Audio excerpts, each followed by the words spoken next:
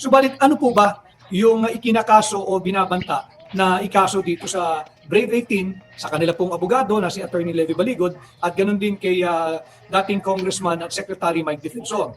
Ang nakita ko pong isa na banta ay yung Article 154 of the Revised Penal Code, yung unlawful use of means of publication or unlawful utterances. Alam mo ninyo maganda nga nakasuhan itong 18 sapagkat yung Article 154 wala pong puwang ito sa nangyayaring paglabas ng Brave 18. Ang pinaparasahan po ng Article 154. Kaya yan, Riling at Anyo, makakaporma po ba kayo? Pinapaliwanag na ni Attorney Vic Rodriguez. Kaya sino kaya ang attorney ni Triling at ni Anyo? Bakit hindi man lang nila naisip to? Grabe, di ba? O yung nauna ng pahayag na ikakaso sa mga taong ito, yung unlawful utterance. Ang pinagbabawal po o ang elemento po rito, matining na matining po ito, yung pagpapublish or causing to be published as news, ang fake news. So, hindi naman balita yung inaano nila Hindi nila, kumbaga, di ba, may pagka-freedom of speech. Di ba? Number 1 yun. Karapatan talaga ng ex-marine yun. Kaso, hindi naman balita yun. Kumbaga, hindi sila nagchichismis at pinabamalita nila tungkol sa mga aligasyon. Talagang may malakas ang ebidensya no? Diyan, laglag na sila, kumbaga sana manalo ang ex-marine dyan. Diyan sa sinasabi ni Attorney Vic Rodriguez. Yang batas na yan. Po dito yung elemento na fake news. Paano mo sasabihin fake news ito? Meron po silang affidavit. Ito po sinumpaan nila. So, hindi... ang matindi rin, yung merong affidavit, hindi yung hearsay na bali-balita lang na pinamamalita lang nila at siraan lang yung gobyerno. Mali po yun. Papasok yung Article 154. Ano pong ibig kong sabihin? I'm sure nagkonsulta ito sa abogado at may napayuhan dito na ito ikakaso mo. It's either hindi po nila alam yung kanilang sinasabi, hindi po nila alam kung ano yung linalaman ng Article 154 of the Revised Penal Code, or tahasang pananakot lang, intimidation, para po manahimik at wag nang lumabas yung mga iba pang katulad ng 18 magigiting na sundalo.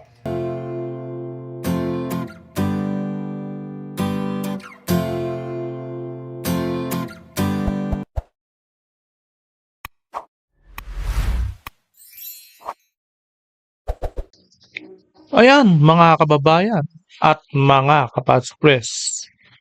Dating Congressman Mike Defensor, proud pa at hindi natatakot sa isinampa ni Triling at Anyo, di ba?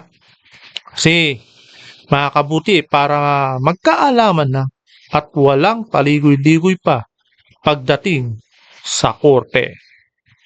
Ano kung sampahan sila ng kaso, di ba? May hawak naman silang matibay, di ba? At saka freedom of expression tayo ngayon sa demokrasyong bansang ito na Pilipinas, di ba? Ito na ba, siyempre, no? Ito na ba ang udyat ng semi-martial law?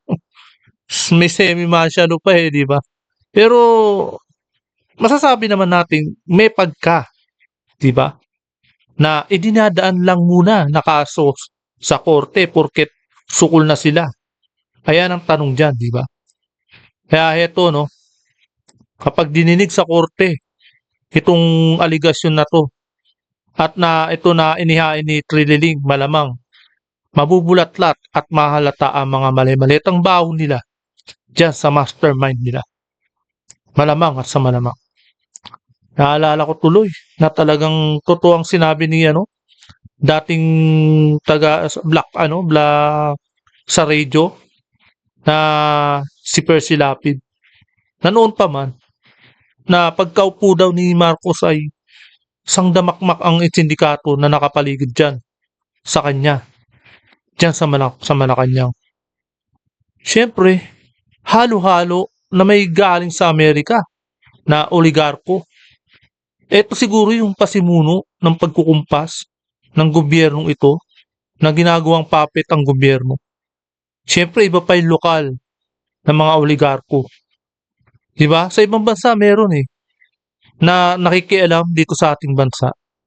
At siyempre, yung mga politiko na korap. na sandamakmak rin. Diba? Ngayon, balik tayo sa mga ex-marine at kay dating Congressman Mike Defensor. Mahina kasi ang inihain na kaso nila sa ex-marine at kay dating Congressman Mike Defensor. At syempre, at kay Attorney Baligod na talaga namang lumalabas may pagka-fake news daw yung inihaan nila kaso tungkol sa pagka-fake news. Hindi naman fake news yan eh. Malakas ang ebidensya, paano magiging fake news yan, di ba? Cybercrime, yung inilolob dyan sa cybercrime na yan. Mahina kasi tinayo na kaso nila sa ex-marine at kay dating congressman, kay Baligod, kay Defensor. Kaya lang yan, pati si Attorney Baligod, sasampahan pa ni Trililing. Yan ang tumatayong legal counsel ng 18 ex-marine di ba? Halatang gusto lang magpalusot ng mga hinayupak na ito na dapat harapin nila at sagutin ang aligasyon ng 18 ex-marine na may katotohanan. Siyempre, wala kasing ebidensya at katotohanan ng sagot ang mga gobyernong ito. Kaya dinadaan na lang sa paghahain ng kaso. Kaya ito po, bago pong lahat, ay welcome po muna sa aking channel. Ito at muling nagbabalik ang inyong lingkod, Pads Press TV. Kaya lang, meron po tayong napadaan sa wall natin. Ito po, papakita ko muna ito. Ito. Yan. Si Congressman Egay Erice, nakaanuhan niya yung COMELEC, nakakasagutan niya. Kaya nga sabi dito, bakit kami maniniwala sa mga paratang mo? Sa mga kongreso, ikaw mismo pasimuno ng batbukbayi. Diba? Ito, meron pa. Isa. Yan. Ayan ang latest natin ngayong utang. Utang ng Pilipinas sumampa sa panibagong record high na 18.13 trillion. Patuloy na tumataas sa kabila ng mga pangako ng pag-unlad. Nako, grabe. Ang laki-laki na ng utang natin pero hindi nagge-generate ang ekonomiya natin. Hindi man lang tumutubo yung mga inutang natin. Mas malaki pa yung utang kesa ekonomiya. Yung ekonomiya natin palit ng palit, pero yung utang natin lumulubo. Kaya etong dalawang itlog na to, sila yung proud na tumataas daw ang ekonomiya at pag-unlad. Grabe. Yung mga maleta nila umuunlad. Kaya ito may paglalagyan kung ito pagka once na si Sara nakaupo. Yan po Kaya ito po tuloy po natin ang bidyong ito. Panoorin na po natin ang bidyong ito. Kinasuhan ni Trillanes kasama ng 18 Marines. What? Ano ba yung katotohanan doon sa sinabi? Si Saldico nagsalita. Sabi nila si Saldico magnanakaw. May kaso sila. Mga kasamahan ni Saldico to Kung yung sindikato sinasabi nila na ito yung hepe ng sindikato, ito na yung mga galamay, nagsasabi dito namin dineliver yung pera, dito napunta yung pera, bakit naman nila sasabihin na hindi naman totoo? Sa lahat, ito yung mga hindi kumita. DPWH contractors kumita. DPWH officials kumita. Senador, sinabi, di ba, may mga pangalan na dati. Congressman, ito nag-deliver lang, itong kakasuhan. Bakit naman sila yung gigibitin? Ba't naman yung gigibitin? Kaya ako, actually, wala naman akong alam doon sa affidavit Alam niyo yan, na hindi ko sila kasama nung ginawa nila yung pangungusap nila. Pero, sinasabi ko, yung sinasabi nila. At tinitindigan ko sila. Bakit naman sila yung kakasuhan? Kaya yung mga sinasabi ni General Anyo at ni Senator Trillanes, dapat ang trabaho nila alamin ang katotohanan. Dapat ang trabaho nila tingnan yung aligasyon ng kapwa nila sundalo. Ang mga sundalong to, hindi nagsisinungaling. Kung gusto nilang malaman yung katotohanan, tanungin nila. Huwag yung ginigipit nila yung mga tao. Kasi isa rin yan sa mga sa scripted ng dyan sa mga Malacanang na yan. Kung ano yung utos ng Malacanang, malamang at sa malamang, sumusunod yung mga yan. Sumusunod sa mga kumpas na syempre, mga oligarko, sumusunod din sa kumpas yan. Kasi, sukol sila Kaya hindi sila makakaporma kapag na once na dininig nila at syempre, yung Blue Ribbon, pagka dininig yan, Sana madinig naman ng Blue Ribbon eh, di ba? Pag nadinig yan, malamang at sa malang, yung maleta nila mabubuksan ng mga katiwalian. Parang binuksan mo yung maleta. Pag iniimbestigahan mo, bubuksan yung maleta. Yun, bubulat-lat yung mga pera. Parang ganun yun. Yung baho nila, bubulat-latin yan. At makikita sa pamamagitan ng mga ebidensya. Akong tulungan sila, handa akong marap sa kaso. At muli, inulit ko, karangalan ko makasama ang matatapang at makabayan naming sundalo sa darating na panahon. Sa totoo lang, yung mga nagkakaso ay wala kasing naibalik na katotohanan. Kapag tinamaan Tama. ka ng katotohanan at wala kang balang natitira, dahil sa iyo, Yun yung ano, ang ginagawa mo ay magkakaso. logic, Para sila ay patahimikin, di ba? iharas sila, dahil masakit rin naman talaga sa ulo na magbayad ng abogado at mag-attend sa hearing at in jeopardy ka na makulong. At lalo na nababayaran mo rin, pati yung nagdi-dispense ng justice. Magbabayad ka ng fianza, pwede kang makulong ng Medyo ano si tawag dito, magaling magpaliwanag eh, no? Ang galing niyang magsabi ng katotohanan. Palibasa ano rin to eh, 'di ba IT, tapos abogado pa. Talagang bihasa rin eh. Magaling ang buka niya sa pagsasalita eh. Si sino ba nakalimutan ko na eh. Respicio, yan. Buti na lang pinagbigyan ng Comelec to eh. Pero kung tutusin, ano siya, kumbagay nanalo talaga siya. Eh wala rin magawa ang Comelec eh. Talagang masisilip sila at masisilip eh. Dahil legal na ang pagkapanalo nito ni Respicio. mahabang panahon sa uli. Kaya lahat ng pang-abuso ay ginagawa nila. Pero hindi dapat mawala ang ating pagtingin dun sa final prize. And the final prize is yung freedom natin. Maging malaya tayo sa mga kalokohan at pagnanakaw ng ating administrasyon. Kaya nga, dapat may freedom of speech nga talaga. Demokrasya tayo eh. Eh yung kaso, dinadaan nila sa kaso, panggigipit ang ginagawa ng gobyernong ito. Ang ginawa natin ngayon ay malaking sakripisyo, pero sulit po ang lahat ng ito hanggang makamit natin ang kalayaan sa ating bansa. Maraming salamat, Atty. Harold Respecio, Di Vice lang. Mayor ng Maria Mercedes, Isabela. Para maunlad na tayo. Mabuhay po kayo. Yeah, baby. Huwag daw magpa-manipula. Kung meron mga magmamanipula, alam mo mas may kakayahan silang magmanipula. Dahil ang dami nilang pera. Yung mga 18 Marines na yan, kung totoong ginagamit sila at binabayaran sila, tapatan mo na lang kaya para tumahimik sila kung totoo yun. Pero Tama, nasa kanila yung momentum eh. Di ba? Nasa kanila yung kapangyarihan. Nasa kanila yung pera. Tapos ngayon, babaliktad nila. Gagawin pang bayaran yung mga ex-marine na yan para lang mapalitan ng pera. Eh di sana kung yung mali-mali, kung tutusin, kung mukhang pera yung mga yan, eh di sana, kumilimbat na lang isang maleta yung mga yan, kinuhanan nila yung maliit-malitang ano nila, yung mga kinakarga nila. Di ba? Kung mga mukhang pera yung mga marine yan, binabaliktad nila eh. hindi mo magawa, hindi ba? Walang ibang bagay na nagpo-motivate sa kanila, kundi ang kanilang nais lamang na maglahad ng katotohanan. At yan ay hindi mo mabibili. Pero anong motibasyon ng palasyo, ng administrasyon, para pagtakpan ang ginawa nilang kalokohan at pagnanakaw ng kabang-kabang pera Halata ng ating kasi. bansa? Yan. Walang pinoprotektahan. Kaya si Marahug, eto, talagang, tungkol naman kay, sa impeachment ni Inday Sara. Sana, magkakatotoo yung sinasabi ni Madarahug, etong mga aligasyon niya tungkol sa mga 54 na bumoto dyan sa Committee on Justice, dyan para sa impeachment ni Inday Sara. Sa mga katulad kong fans ni VP Inday, pakinggan ninyo ito. Yung Oo, sinabi ni kasama ako. Congressman Suntay, tama po yun. Dapat po yung mga pumirma sa impeachment ni VP Inday, doon sa unang impeachment noong 19th Congress, dapat pa-disqualify sila na bumoto at mag-attend sa Justice Committee hearing ng impeachment ni VP Inday. Dapat masilip yan eh. Dapat masilip yan eh, ni Inday Sara o mga legal counsel ni Inday Sara. Lalo na si Panelo. Dapat masilip din nila yan.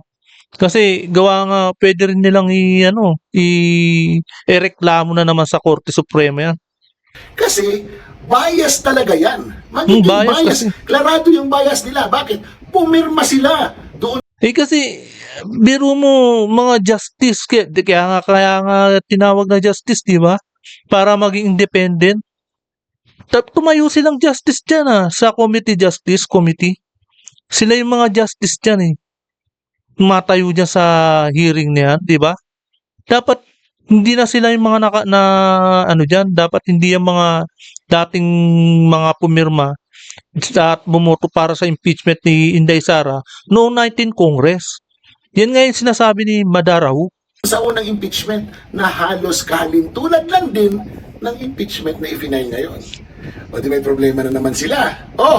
Sa mga tagapagtanggol ni Marcos, Romualdez at ng marami pang iba, ito'y pakinggan ninyo. Kung dalhin na naman yan sa Supreme Court, Oh, that would be a good question. tama. Di ba? Bias. Dapat Yari. Committee on Justice, patas. Walang kinikilingan. Walang Walang pinoprotektahan. pinoprotektahan. Dahil hindi natutulog ang balita. Hindi ganun. Dapat patas.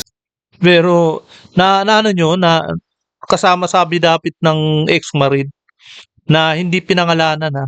Pero sa palagay ko, ano yan eh. Doon daw sa Timog, sa EDSA, tapos sa building na may tower daw. Doon daw may dinala raw na maleta para sa media. Yun, kasama sa sa abidabit ng ex-marine. Alam nyo na yun, kung sinong network yun. Di ba? Dapat walang bias. Kung pumirma ka na doon sa unang impeachment kay Vice President Sara, abay bias ka na noon. Abay ayaw mo si BP Sara. Ibig sabihin, mayroon ka ng preconceived na iniisip na i-impeach si Vice President Sara. Pumirma ka nga eh. Paano? Pag-isipan nyo yan. Dahil Sayang. that is a good question sa Supreme Court. At alam naman natin, pagdating doon, medyo Sayang. hindi politika ang tinitingnan ng Supreme Court. Ang Oo. tinitingnan nila, yung Patas. rason at ang batas. Agoy, kasakit. Sayang ang bayot! Ayan. So, Kaya narito po no, si Attorney Vic Rodriguez ang matinding naging kandidat noon sa Maisog. Talagang ito po no, sana tumakbo rin siya bilang senador uli para meron tayong taga Maisog na kagaya ni Attorney Vic Rodriguez. Wala hong bahid na korupsyon to. Dahil maagap itong na-detect niya, na tunugan niya, na talagang balang araw magiging corrupt nga ang gobyernong ito ni Marcos. Yun nga nangyari, na talagang garapalan. Kaya nawala siya agad eh, umalis na agad siya. Dati raw, pinaginitan daw ng mga nakapaligid kay Marcos. Kaya umalis na rin. Isa rin yung sa dahilan. Diba? tayo sa Brave 18 at yung 8.3 trillion utang nating mga Pilipino. Yung mga galing po Papaliwanag talaga eh. No? Because of the 18.3 trillion pesos na utang ng Republika ng Pilipinas. Kada Pilipino ho ngayon, ikaw, ako, habang tayo nagla-live, magkakasama, salamat sa 1,000 live viewers po natin sa YouTube. Masigit pong marami yung nasa... Grabe po, no? Napakataas talaga ng 18.3 trillion. Yung naipakita ko sa inyo kanina. Kung sino-sino yung mga nag-celebrate niya. Sila yung mga nakakuha sa maleta. Sa maleta lang nilagay eh, yung mga 1 trillion na yun eh, na nawawalang pera. Facebook, salamat po. Pakishare po ninyo ang ating live podcast ngayon. Kada Pilipino ho, ay meron na po tayong pagkakautang. Baka hindi po ninyo alam ha. Meron na po tayong pagkakautang each individually, pati bata, ng 160,000 pesos, 827. 160. Imagine 820. bata, no? Imagine bata pa lang 160,000 ng utang. Pero sa lahat ba yan? Yung mga may utang na yan, lahat ng mga bata, tayo lahat. May mga trabaho ba na may babayaran? Hindi, di ba? 7,000 pesos ang utang mo, ang utang ko, ang Utang natin mga lahat. Pilipino. Last year, December of 2025, ito po ay nakatayo na sa 17.71 trillion. 17.71 trillion. Ngayon po, January, ang utang po ng Pilipinas, sariwang-sariwa pa, hindi pa po tayo nakakalagpas ng first quarter of the year 2026. Ang utang na po ng Pilipinas ay 18.3 trillion pesos from 17.71 trillion pesos as of December last year. Ang bilis po ng talon At sa bilis ng talon na yan, kada isa po sa atin, bawat isang Pilipino, may pagkakautang na 160,827 pesos each. Para lang po alam ninyo. Ngayon, kaya din po natin sinusuportahan yung mga naghahayag at naglalabas ng kanilang nalalaman tungkol sa pagnanakaw, kurakot, korupsyon sa ilalim ng Marcos Jr. administration precisely because of this. Utang po tayo ng utang, di naman tayong personal, kundi itong administrasyon ni Bongbong Marcos, sige ng utang, utang ng utang ng utang, para lang po sustentuhan yung aparato ng kanilang korupsyon. Namimigay ng mali-malitang pera.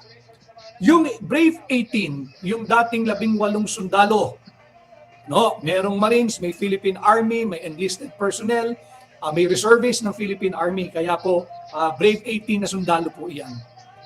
Sila po ngayon ay nahaharap sa kasong cyber libel. Meron pong banta na kasuhan ng violation of Article 154 of the Nagkakaso pa sila ng cyber libel.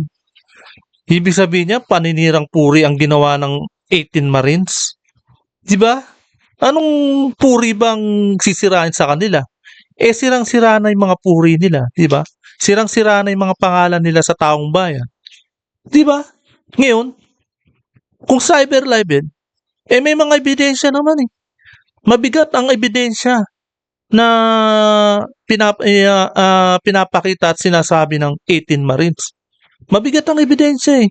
Hindi yung chismis-chismis lang na kung saan-saan kinuha na ng 18 Marines para sampahan sila ng cyber libel. Diba? Eh may mapapatunayan naman eh. Kaya kapag nakarating sa husgado, ay mas maganda para mapalabas ang mga baho nila. Sana, pagdating sa husgado, ay syempre, dapat hinihiling natin ang gusto ng taong bayan. Ma-live, di ba? Makita ang hearing na yan. Eh kaso, baka, syempre, wala namang camera. O kumbagay, lagi namang, closed door eh. Yung mga sa husgado na yan. Penal Code, ano po yung Article 154, yung unlawful use of or means of publication or yung unlawful utterances. Ito po yung mariing ipinahayag sa balita na ito raw po yung naging statement ni NSA Security Council Advisor Secretary Ed Año na kanya raw pong kakasuhan. Si Año, dati, naalala nyo ba ng pandemic? Hawak ni Duterte yan, di ba? Naglingkod kay Duterte yan dati, di ba? Siya nga yung, nag-publish kung ano yung mga patakaran at rules and regulation para sa pandemic, 'di ba? Kumbaga nagkaroon na kumbaga mahigpitang bawal na lumabas, 'di ba? Siya yung pinakauna na nag-publish. Kaya unang-una hanga ako rito kay Anyo eh. Kung uulitin nga natin, 'di ba? Siya yung nag-publish ng rules and regulation para sa pandemic na bawal lumabas, kung ano yung gagawin at kung ano yung magiging violation mo pag sa oras ng pandemic. 'Di ba? Ganun po 'yun. Pero ngayon, grabe. Talagang naging tuta na ng gobyerno. Hindi na siya yung sa bagay. Yung pa lang sa pagka-kidnap kay Duterte, siya na yung nangunguna eh. Kasabwat, 'di ba? Hindi siya yung nangunguna, pero kasabwat siya eh. Pinagplanuhan nila. Kaya eto, hindi na makakalis, talagang todo bigay na si Anyo. Todo yung kumbaga yung daliri niya eh, kung hindi lang daliri, kamay na. Yung kamay niya eh nakalublob na sa corruption. Kaya eto po tuloy po natin ang video ito. Si Attorney Levy Baligod, yung 18 brave soldiers at si Mike Defensor, si dating Congressman Mike Defensor. Alam mo ninyo, itong ginagawa nila ay nagiging legal warfare na. They are weaponizing the law to intimidate, to harass, and para po busalan yung 18 At the same time, yung mga kasama pa po nito na nais din lumabas at maghayag na totoo yung naging pahayag ng 18, totoo yung naging pahayag nung nauna na si Marine Sergeant Orly Gutesa, kung nasaan man po siya ngayon, hindi natin nalalaman, at patututuhanan din nila yung naging pahayag nung kanilang dating boss na si Saldico. Ako personally, kahit patotohanan nila yung naging pahayag ni Saldico, para lang po nasa tamang konteksto tayo, hindi po ibig sabihin ay absuelto o santo o mabuting tao yung Saldico. Hindi rin po tayo maniniwala at hindi naman kapanipaniwala kung sasabihin ng Saldico Matik na yan. Matik na hindi makakalusot si Saldico. Pero siyempre, kailangan pa rin ang presensya niya rito sa Pilipinas. Kung hindi na presidente si Ferdinand Marcos Jr., kailangan pumunta siya rito pag hindi na presidente dahil yun at yun ay makakapagsalita siya ng maluwag, makakapag-witness siya. Kasi yung walang gagambala sa kanya. Kumbaga wala na yung mga yung mga sindikato ng kung ano kasi ang baka kung ano na yung mangyari sa kanya kapag yung pa rin at eto pa rin ang gobyernong ito na na nagpapalakad sa bansang ito. Kaya malamang sa malamang hindi pa uuwi yan. hindi siya nakinabang o hindi siya kumuha ng pera dito sa limpak-limpak na kwarta nating mga Pilipino. Bilyong piso po ito Si at Galaxy, maraming salamat. Grabe yun nga, nagsasabing totoo, kinakasuhan. Pero sa mga magnanakaw, wala pa rin nakakasuhan. Yun nga po ang irony o yung ating kinakaharap na krisis dito sa ating bansa. Yung nagpapahayag ng katotohanan, sinumpaan nila, under oath po yung notaryado, yung kanilang naging statement, sila po ngayon ang target ng vicious social media and mainstream media vilification. Sisirain po ang mga ito at bibigyan ng sakit ng ulo, kakasuhan, probably in multiple venues para sila maobligyang gumastos at baka pag wala ng panggastos, hindi nila madepensa yung kanilang Kasi kaya walang tumutulong na mainstream media. Kaya blackout sila dahil yung mga mainstream media kasabwat din. Yung mga media na yan, marami ring malitang natanggap. Pero hindi natin alam kung anong network yun. sarili.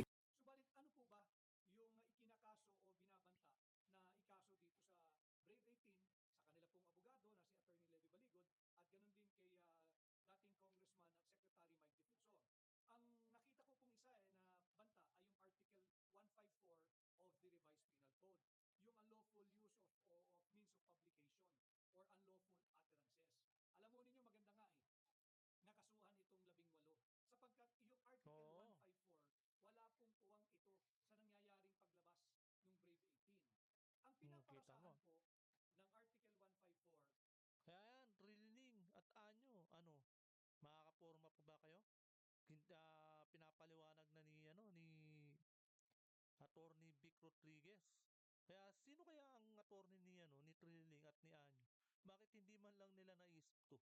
Grabe, di ba?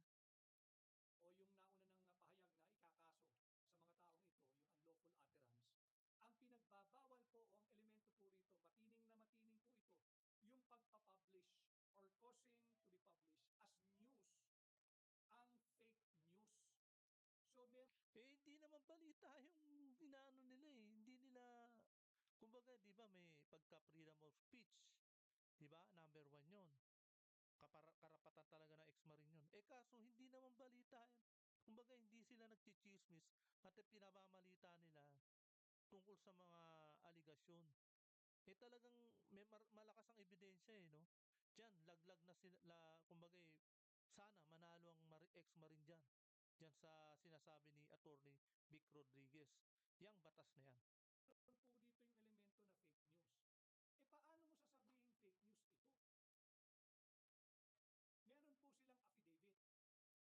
Oh, yun.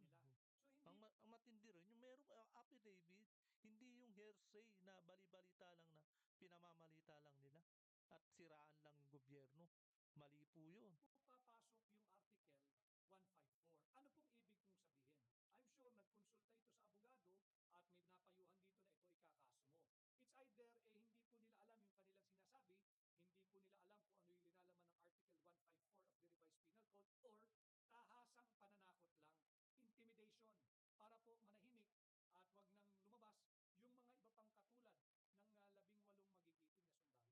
At ang sinasabi po dito, ang isa pang elemento ng Article 154, yung pong sinususugan mo, inuudyukan mo yung na labagin yung isang batas o yung constituted authority or by praising, justifying, or extolling any act punished by law. Yun po yung isang elemento, no? Encouraging disobedience to the law.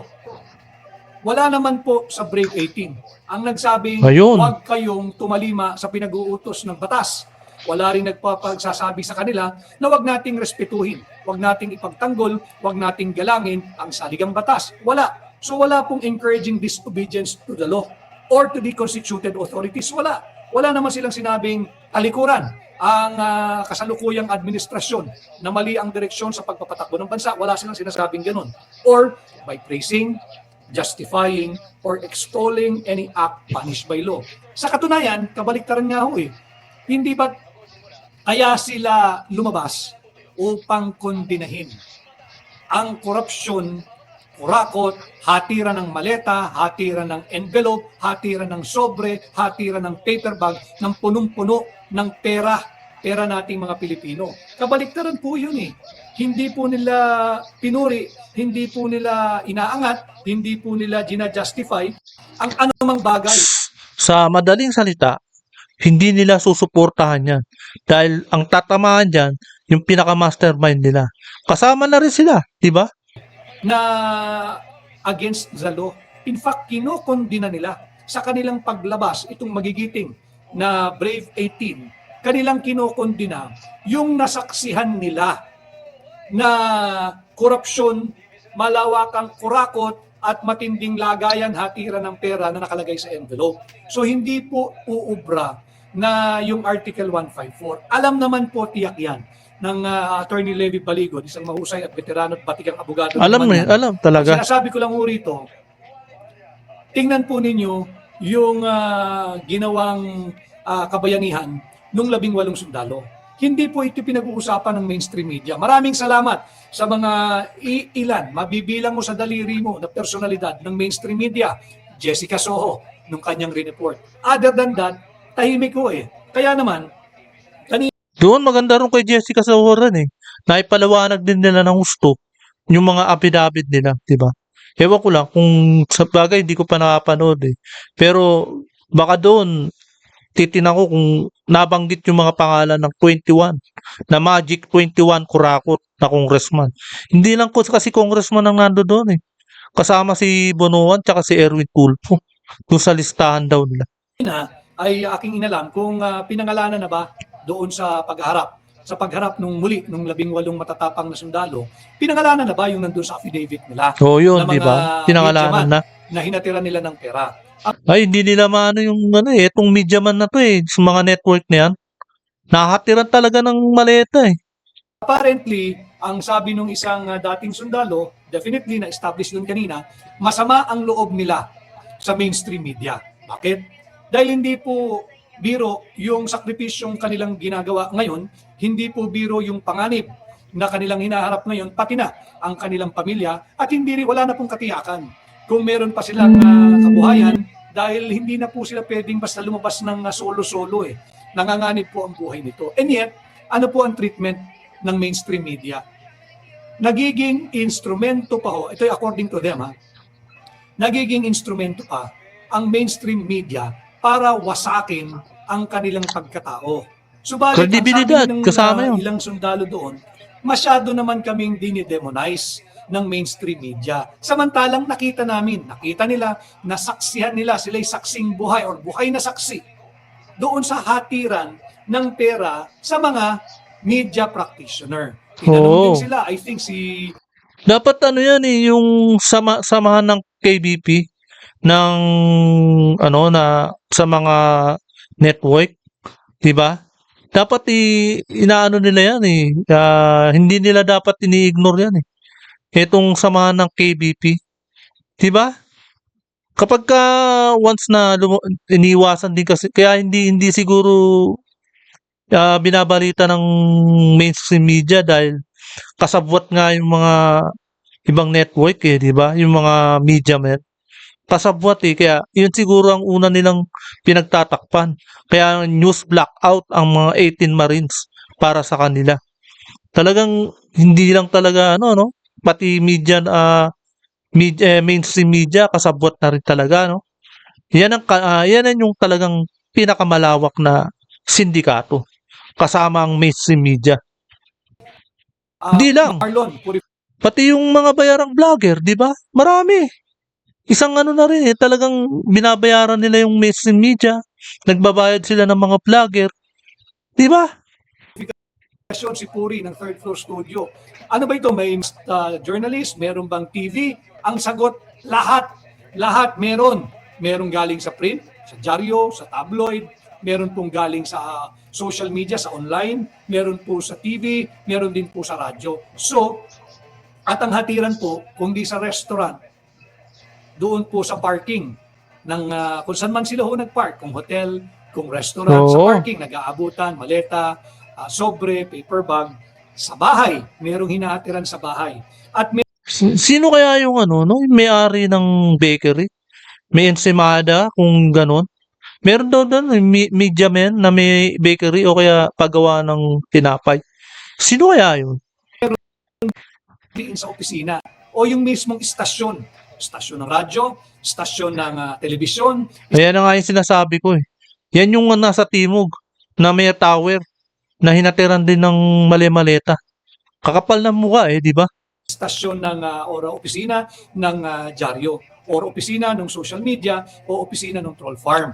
So malinaw po doon eh, hindi natin pwedeng hindi pansinin itong pahayag ng 18 brave former soldiers because their testimony under oath that they have provided are from their own personal knowledge, personal experience, and based on what they have personally witnessed. Wala pong hearsay dito. Pero ano ang Walang trato hearsay. ng administrasyon ni Bongbong Marcos? Ano ang trato ng mainstream media? Oo. There are just Kaya eto no, pag sa susunod na ano na gobyerno, etong mga mainstream media na to, yung mga network na to, kailangan maimbestigahan to eh. Kapag once na maimbestigahan to, tanggalan na ng lisensya. Yan dapat. Yung mga susunod na mga congressman na 20, di ko alam kung pang ilang 20th, 21, 20, mga 23 o mga 24 congressman, 24th congressman, di ba? Dapat maimbestigahan nila yun. Sa ibang panahon, wag dito sa gobyerno ito para matanggalan ng lisensya ang mga mainstream media na yan. so many people, so many powerful people. Kung pantakip nila, impeachment ni VP Inday Sara. Oo. Kaya yan po, no, na ating pong napanood at napakinggan ang balitaktakan. At syempre, napakinggan natin si dating congressman, Mike Defensor, di ba? O, di ba? Yan. Tapos atin pong napakinggan din si Respicio. At ang huli sa lahat ay ang nating napakinggan ang magaling na attorney na si Vic Rodriguez na taga Maisog. Yan po no.